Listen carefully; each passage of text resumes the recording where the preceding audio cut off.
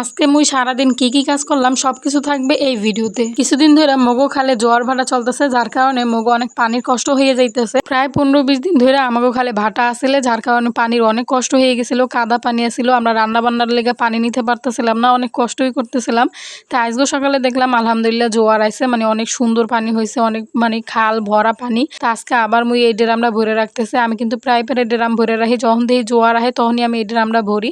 তারপর আবার ভাটা যে কদিন চলে ওই কদিন এই ড্রামের পানি দিয়েই কাজ করি। সকালবেলা আগে আমি ড্রাম ভরার কাজ শেষ করলাম, কারণ এখন তো রমজান মাস, রমজান মাসে যে কোনো ভারী কাজ করলে কিন্তু এমনিতেই ক্লান্ত হয়ে যায়। আর সকালবেলা ভারী কাজ করলে আমার মনে হয় একটু ক্লান্ত কম হয়, যার কারণে আমি সকালবেলায় ড্রাম ভরার কাজটা করে নিছি। আর ওই যে কলসিটা দেখছো, ওই কলসির 6 কলসি পানি লাগছে এই ড্রাম ভরতে। দুপুরের সময় কতগুলো আদা থুন্দিনি পাতা তুলে আনছিলাম, এই আদা থুন্দিনি পাতাগুলো আমি এক একটা করে বাচ্চা নিতেছি। তারপরে এই যে তোমাদের ভাইয়া খাল থেকে কিছু তাজা চিংড়ি মাছ ধরে আনছে, এখন এই চিংড়ি মাছগুলো আমি ধুইয়া কুইটা তারপর বাচ্চা রাইখে দেবো। আর অনেকগুলোই মাছ ধরছে, তারপর আরও কিছু গুঁড়া মাছ ধরছে, ওইগুলো আমি কুটছি, কুইটা তারপর ধুয়ে রেখে গেছি। আর 12টার আগে আমি সব কুটাকাটি রান্নার সব কিছু জোগাড় করে রাইখে যাই।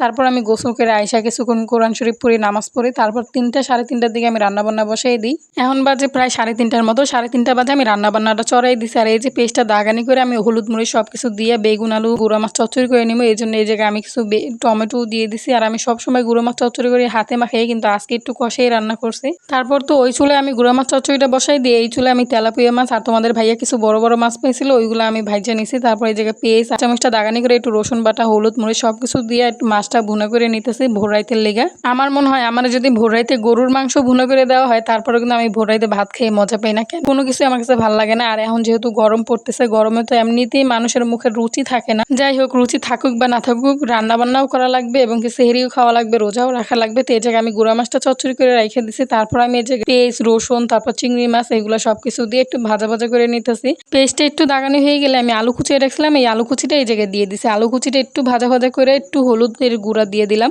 তারপর অনেকগুলো কাঁচামরিচ দিয়ে দিছি, যেহেতু আমি মরিচের গুঁড়া দিই নি এই জন্য কাঁচামরিচটা বেশি দিছি। আর এই তো আমার তেলাপিয়া মাছটা ভুনা কিন্তু হয়ে গেছে। আর এই যে আমি আলু কুচিয়ে আলুটা একটু কষানো হয়ে গেলে আমি আদা থুনতুনি পাতাগুলো দিয়ে দিলাম। আদা থুনতুনি পাতা ধুইয়া কুইটা তারপর একটু কুচিয়ে নিছি, কুচিয়ে নিয়ে আমি এই জায়গায় আলুর মধ্যে দিয়ে দিছি। আর আলু দিয়ে আদা থুনতুনি পাতা দিয়ে ভাজি করবো। থানকুনির পাতাটা এই জায়গায় দেওয়ার পর একটু নাড়াচাড়া দিয়ে এটা ঢেকে দেবো, একটু পানি দেবো না, একটু পর পর কিন্তু ঢাকনাটা উঠে নাড়াচাড়া দিতে হবে। আমরা যেভাবে আর কি শাক ভাজি করি সব কিছু আর কি ওরকমভাবে করে নিবো।